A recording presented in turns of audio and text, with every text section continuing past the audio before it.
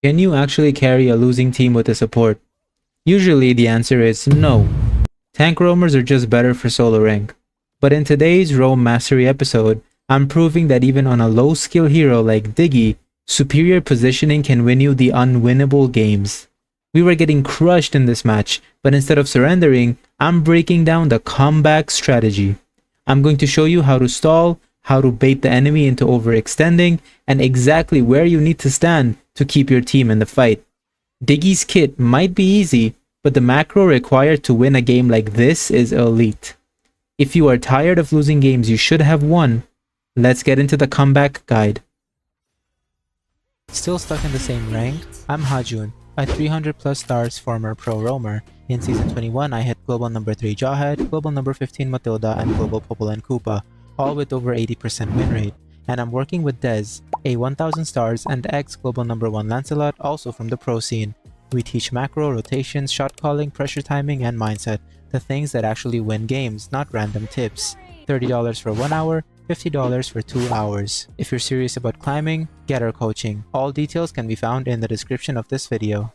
If you guys are recharging diamonds from in-game, you are literally overpaying. It's finally time for you to get all the skins you desire without breaking the bank at all. Use my website GamsGo to recharge diamonds for so much cheaper. As you guys can see, the price comparison is not even close. You are literally getting more diamonds for cheaper using GamsGo. All you have to do is head over to my profile right here. You can click on more on my description and you'll see all of my links. You're gonna click on cheaper diamonds, just like this. Now, when is the right time to pick Diggy? The right time to pick Diggy is if the opponents have a very CC heavy comp. In this game they decided to pick Atlas, and naturally, Diggy is a very good counter. Therefore, I go ahead and pick Diggy. But there is a problem. Diggy is very weak versus assassins. Unfortunately, in this game, they pick Hayabusa, and that can really mess up Diggy. Let's move on to the build, emblem, and spells. So for the build, I always like to go with mana boots, because Diggy does have a mana problem in the early game, and throughout the game as well. This helps manage it better. I do go encourage this game, and it's something I prefer to get additional assists, additional gold, just works really well. Then I like to build Flask of Oasis for the additional heals and the shield that I can give my teammates with my ultimate, and also Revitalize if you decide to use Revitalize. Then I like to go Fleeting Time so that I can spam his ultimate, Guardian Helmet for that passive heal, Glowing Wand for the anti-heal, and then Immortality for more survivability and more sustain, just an extra life to help me out. For the spells, I use Revitalize, but in this game definitely should have gone Flicker because they have a lot of mobility heroes like Benedetta, Hayabusa, even Harith. So in this game Flicker is better, but Revitalize is also a very good option if the opponents don't have a lot of mobility skills. For the emblem, I generally like to go with Support Emblem. And here is the emblem as follows. Use this one. I found that this is the best. One more thing I do want to add is that you can also use Favor Blessing. It's not too bad, especially if you're using Revitalize. It's gonna give your team that additional heal, which is really good. And Encourage is also a very good option too. So it's honestly your personal preference. Alright guys, at the beginning of the game, since we were playing Diggy, what I decided to do, and it's a little bit different from what I usually do. Instead of going over to the EXP side buff, which is the blue buff in this game, I just decided to help my Cyclops clear his red buff. This is important because Diggy is pretty weak in the early game, and he is not necessarily someone who has a lot of escape or mobility skills to kind of pressure the buff or give vision. So even if I was to, let's say, walk up here and then give vision onto this, I'll get some XP and gold, but there is a chance I get caught. And I do believe that in the opponent team, they have a decent early game. And because of that, it just makes it very risky to go and check the EXP side buff. But my first skill does decent damage, and it does decent damage for some leashing. Because of that, I just decide to leash my Cyclops right here, place just one bomb, and then proceed to go over to mid because I can help clear mid. Now, as I'm heading over to mid, I also noticed that this area is pretty open. since it's open and nobody is really zoning it, I'm like, okay, why don't I just walk up real quick? I don't need to really go up myself. I can just place an egg over there, and my egg can actually vision people. So you can just place it around in bushes or in areas that you think are dangerous with Diggy, and it's gonna be pretty good. Let me just lower the volume a bit. Sorry about that, guys. Now I noticed that Uranus is struggling a little bit with Benedetta and that she's playing decently well. So I decided to head over there. Just quickly second skill her. She doesn't have her level 2 yet. Now the reason I have my level 2 was because I cleared mid. I visioned some opponents here.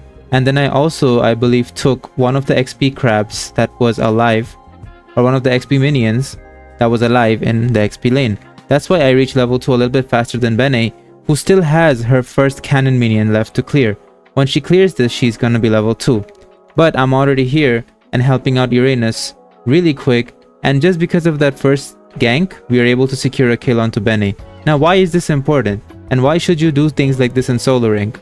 Because a lot of the times, look, when you clear mid, there is nothing left for me to do. I can't really pressure the opponent jungler because I'm Diggy. And gold lane seems like it's really far away. And if I was to go to gold lane, I would have to cross by Lilia. And if Lilia spots me, this Harriet is probably gonna already know, okay, this Diggy is headed to the top lane to try and help carry. I'm gonna move away. Alright? But since I spotted in the map that this Bene and Uranus were having quite a lot of clash, and pan my map to check the situation that's happening over there. This is why panning the map is so important. I'm able to understand, okay, so rather than just aimlessly walking around, I can help this Uranus, who might potentially give first blood to Benedetta because he has already taken so much damage. So I decided to go there and quickly make a difference. And honestly, this is why roam is one of the best roles for solo rank, because you can just roam around the map entirely and apply pressure right from the early game. Now next up, I noticed that Atlas is trying to press my Cyclops. Of course, we had a Cyclops jungle, which is troll. Obviously, it's so bad, bro. It's already 1 minute, and the only thing he finished taking is his red buff, even after me leashing one of my eggs on the buff. That's how slow he is. So don't play Cyclops jungle, it's just so bad. Anyways, I try to help him out. We do secure the Letho, however, Lilia had flame shot and gets the Cyclops regardless. So we did get first blood, and I do believe our team isn't doing awfully bad, but our jungler is doing pretty shit, and Lilia is a mage who you really don't want getting fed. So as you can see, it is not the perfect games, and it's pretty bad. For those of you guys who tell me that I cherry pick my games, as you can see, we're struggling pretty much in the early game, especially if your jungler dies to a scaling mage. It just really sucks. Now that Uranus is dead, I'm like, okay, I'm just gonna take this minion for Uranus because he's probably not gonna be back in time to take this. Now, also notice the way that I'm walking when Bene is using her skills. I'm not walking in a straight line. I'm moving a little bit in a zigzag way because I know that her skills work in such a way where she can only dash in a straight line. So if you try to sidestep them, there is a very high chance you dodge all of it. And there you go. Bene stops pursuing me. I just quickly regen, go back to mid to help clear. As you can see, Lilia is pretty fed. She has a kill in the early game. And because of that, Harriet also pops up from gold lane to come to middle lane. It's a little bit confusing as to why he is double laning already. I was a bit thrown off because these gold laners aren't really supposed to double lane when the mage hasn't reached level 4 yet, or not till after the first turtle. But he did over here when his minions are still on top lane, so he came over, he got a nice kill. It wasn't a bad rotation because they did profit off of killing me, but it's just weird to see because usually you're not supposed to rotate to mid as the gold laner before the first or after the first turtle. You're only supposed to do that. You're not really supposed to be here when your mage is in level 4 because you're taking their XP. So it was a bit unexpected. I didn't expect the Harriet to be here and I just get killed right away, which is very unfortunate.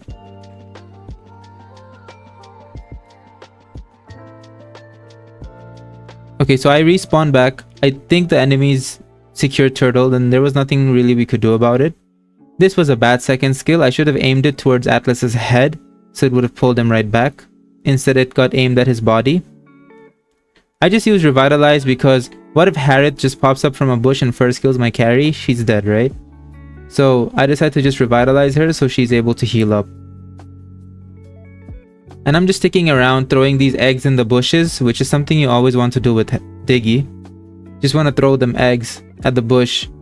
So Atlas is here and there is really no reason to panic unless you are very low. Now the reason why I played so aggressive here, and I want you guys to notice, the reason why I'm not so scared and I'm so advanced up ahead is because I know that my Odette is here. And if Atlas is coming over here, there is a very high chance that Harriet is also going to push up and try to follow up this Atlas. Now he's not level 4 yet, but his Immobilize is pretty strong.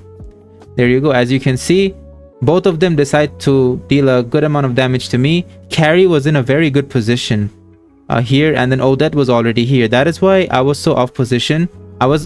Honestly, it was part of my plan to kind of bait them towards me because I have my ult and Odette is also here. And it kind of works out because I ult immediately when Odette and Carry get close enough, and then boom, we get a nice little double kill on the Harriet and also on the Atlas. And with Diggy, the usual problem is you don't want to pick it versus assassins. And in this game, it wasn't the best pick. It was a very good pick versus Atlas, that's for sure. But when there's a Hayabusa on the opponent team, you really don't want to pick Diggy. It's a bit of a risk because he can just kill you every single time and there's nothing you can do about it. And obviously, I use Revitalize this game, but I strongly suggest against it. I was confident that I would position myself really well to the point where I wouldn't need Flicker and to the point where I wouldn't get killed by Haya. But obviously, I overestimated myself. But yeah, Flicker would have been a better decision in this game. But Revitalize isn't too bad. And another thing, I decided to use Encourage in this game because I just wanted to give my teammates that extra defense, and I also wanted to get a lot of assists. You could use Favor if you want to, because it does work with Diggy's ultimate. It does work with Revitalize too. So, two options. I just prefer Encourage for more assists, more gold. Here you go, and exactly what I was talking about. Hayabusa can very easily just kill you, just like this, even if you use Revitalize. Right? If I didn't have Revitalize, I would have probably died, but that's what he can pretty much do to you, just push you away. And he can even get you to, he can even bait your ult pretty much. If he ults you, as a safety mechanism, you're gonna ult, right? To stay alive. And that's when the Atlas can go in and ult your whole team, because Hayabusa can single-handedly just make you wasted. Which is, I mean, Diggy was a very bad pick here. My team did a good job, got a kill, but I'm gonna pretty much show you guys here, even if Diggy isn't the really best pick over here because of Hayabusa, it is a good pick versus Atlas, and how you can still make it work. Of course, it doesn't require a lot of skills, and something I say about support players is that you guys are just boosted because you just tap buttons. But positioning is pretty important, and in this guide, it's mainly about positioning, because with Diggy, you'd really just tap buttons, right? Your second skill, you have to place it properly. That's it. And your ult, right? You have to time it properly. Other than that, he is he's just very easy to play, but the positioning is the hardest part. And as you can see, usually I'm very aggressive. I'm checking more bushes. I'm very far forward in these bushes when I'm playing your normal roamers. But with Diggy, you can't do that. You have to stay behind. You have to rely on your teammates to go up first. And you have to rely on your first skill to check bushes. Never fact check bushes with your body. Never walk into it alone. Always use your egg and throw it in the bush. And you have to pretty much play like a mage, sort of. Your positioning needs to be very safe. Once again, I notice Atlas ulting my team, so I ult immediately here, and so that when I walk up close to my teammates, they immediately receive the shield. Just like that. I was able to save them, and Odette actually gets a very nice kill onto the Benedetta because of that. However, our carry gets killed off in the process. And Odette also has to use Flicker. It's not looking very good. And to be honest with you, our jungler is not doing anything whatsoever to help us at all. And I know the situation is looking pretty dire and it looks like we are actually gonna lose, right? So we'll see what happens, right? And I'll show you what you can do in this situation. And here you go, right? Very bad. Hayabusa just kills me. We lose our top lane tower. It's not looking good. Now the one good thing is that Uranus actually pushed bottom lane and got that tower. So in terms of towers, macro wise, we are still tied up because Uranus got this tower, they got this tower. Hey, good trade. It's fair. It's equal so far. right? But in terms of team fights themselves, they are proving to be very difficult because let's say we have like a very weak early game and it's not looking too good for us. The only thing we can do is just counter engage with Diggy's ultimate. We get a nice... we catch Lilia here, but I don't think we actually managed to kill her, which is unfortunate, and then I die again to the Hayabusa. This is exactly why I was saying that Haya isn't really the best, or Diggy isn't the best pick into a Hayabusa. It's really tricky. And pretty much after you die, I mean, it's pretty obvious, but you should always be walking around the map and giving as much vision as you can. Because while you're dead, if you walk into a bush, you can still vision that bush, right? You can prevent people from recalling by spinning on them. Atlas ults me, but look, I don't ult here. Your normal Diggy players, you guys would just ult here, be like, oh, Atlas is gonna ult. But you have to think one step ahead and understand that he's probably trying to just bait your ultimate. Like, isn't this so obvious the way he's moving? He just walks out of a bush when I'm the only target in the tower. It is very obvious that Atlas is just trying to bait my ultimate. You guys have to understand these body language of other players based on the way they move. Like, what is their intention? What are they trying to do? Like, he flickers here, right? Like, it doesn't look too good. I mean, I don't think he flickered. Never mind. I don't think he freaking planned it all out to bait. But regardless, until he ults, I'm not gonna ult. Until I don't, like, until I see the chains coming out of this thing right here, I'm not gonna ult. Cause he can bait it. And see, he walks away. He doesn't ult. If I had ulted there, it would have been pretty bad. It would have just been wasted. But Atlas did waste his flicker, which is kind of stupid for him. He should probably just get the Hayabusa to ulti me, like right here. And that's when he should go in, right? Like right here. This was a good play. Potentially, this could have been a good set. I think he should have waited for Haya a little bit longer. Right? After I had ulted and regen myself, that's when he could have just gone into the tower and ulted us, right? So that if you're playing an Atlas versus Diggy or any setter tank versus Diggy, that's what you kind of do to counter it. Once again, my Odette this game was pretty good. She was making very good plays. My carry was also solid, decent. Uranus was good too. I think our only bad player this game was the Cyclops.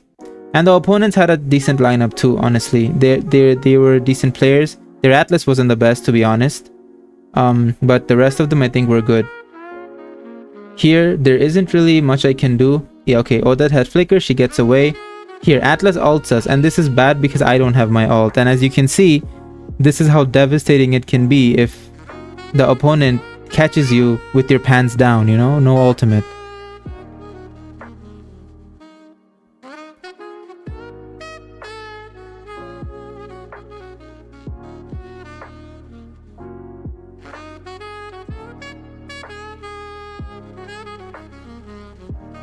Okay, I saw that Lilia was gonna burst the carry, so I just decided to ult to kind of save her. This Lilia is decently fed.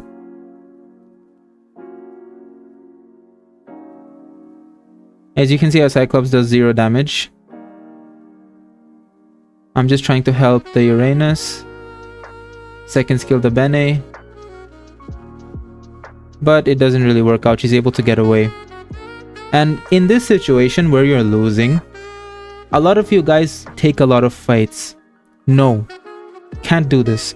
What you have to do is you have to go around and support your team as much as you can, even with tank roamers.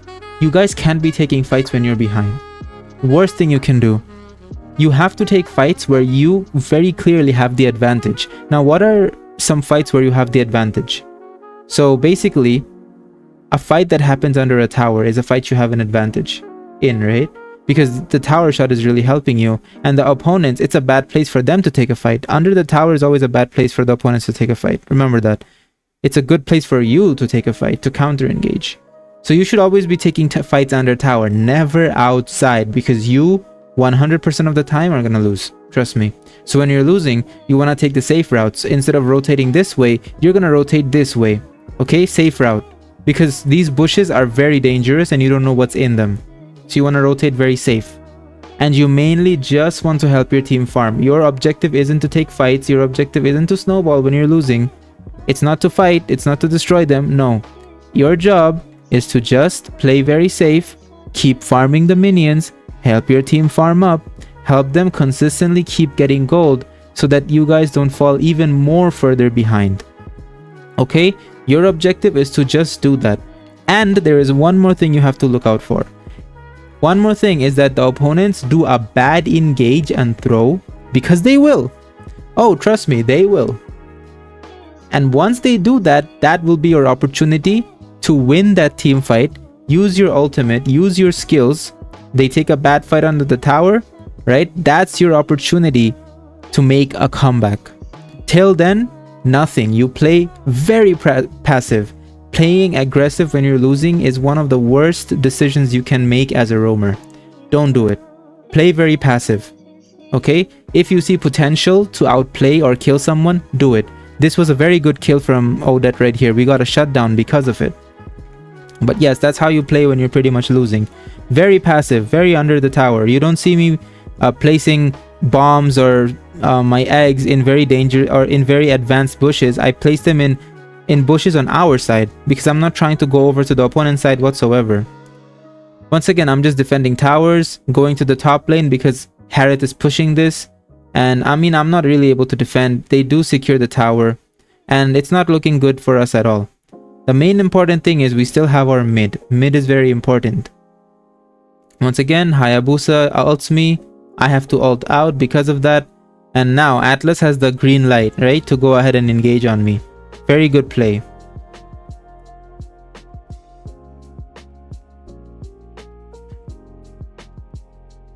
Here, this is very easy for Atlas to just come in and engage on all of us, right?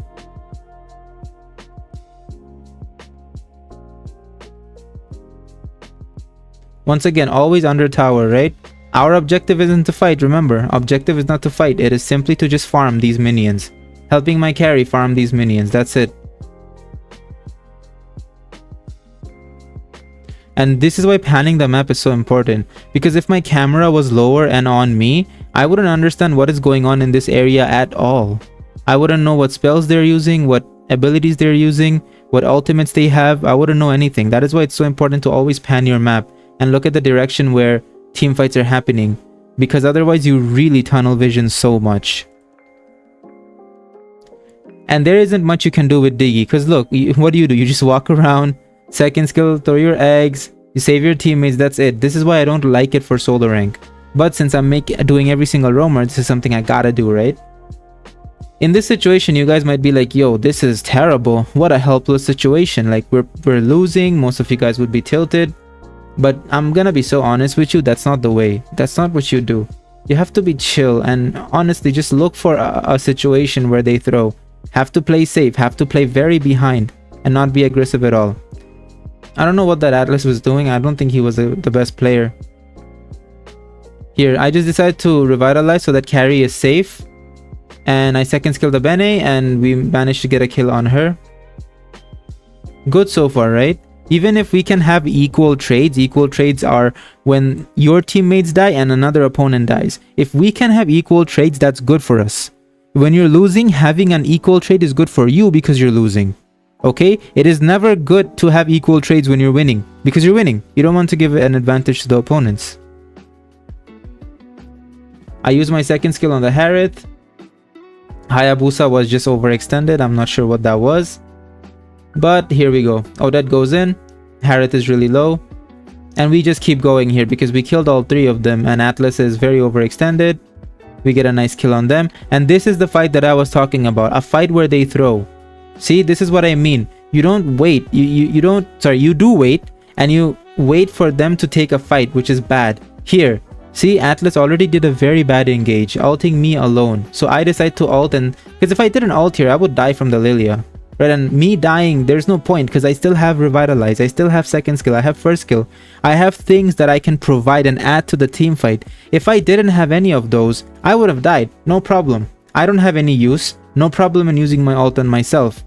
Right, but here in this situation, I can be of help. That is why I use it on myself. And there you go. I'm obviously staying behind my teammates, as you can see. Using my second skill on the Hayabusa when he decides to come in, on the Benedetta when she decides to come in, healing up my carry. That's pretty much all you can do with Diggy. There, using second skill, and then we managed to get a kill on her. And yeah, there you go. Even though I die over here, I make sure to second skill Harriet, so he's not able to just dash around completely. And there you go. He gets caught out. Atlas gets caught out, and now we can freely do Lord because 4 of them are dead, while only 1 of ours is dead. And once again, even if you're dead, you can always vision the bushes.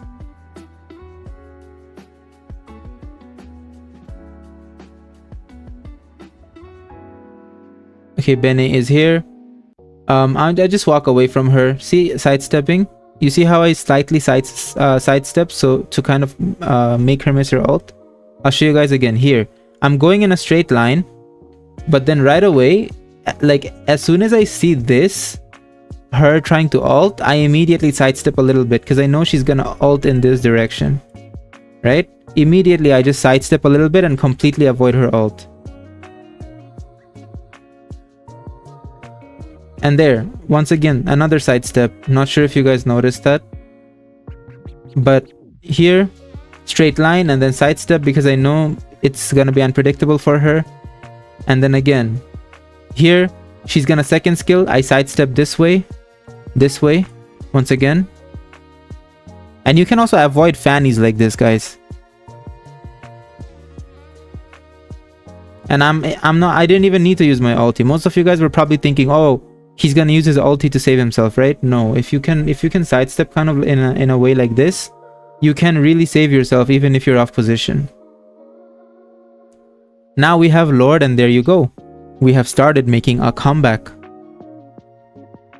Once again, waiting for the Atlas to actually ult, waiting for his chains to come out, and then ulting, important.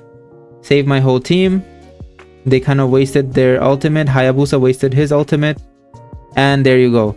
He comes back in for his shadow for some stupid reason, and immediately I was waiting. I was tapping my second skill.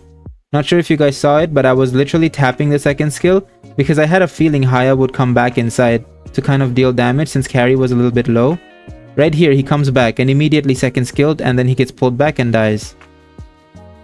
Carry is dealing good damage on the side. See guys, you mainly need to peel with Diggy. You really have to peel and try to predict where the opponents will go. And even though he's a very easy hero, a hero that can't have too much of an impact, you can make it have an impact, right? It really depends on the player. But generally for solo rank, he's dog shit. And you're not always gonna have games like this where your teammates are decent. I'm just looking to second skill Harriet if I can. I just ult because I wasn't sure if I was gonna be okay or not. Once again, second skill Bene. And yeah, there we go. We pretty much got a wipe on them. Lord is pushing into tower. I'm just trying to second skill anyone. Okay, I don't think we end here. Oh my god, that was so close. But yeah, nothing else we can do. I just buy immortality because I want to not die to the Haya just ulting me blatantly. There, Atlas is obviously very overextended. He is clearly alone. There's no follow-up. See? Harriet, Lilia, Benedetta was top lane. That's why I'm like, okay, he's so killable. Go for him. And even if he does decide to ult us, I have my ult to save us, right? I don't ult here because Atlas has no follow-up and he's so low. I'm not gonna ulti here. Even though Atlas's chains came out, no point. He's not gonna have a follow-up. So even if he does ult 4 people, he's not gonna get anything out of it. So no need to waste your ult.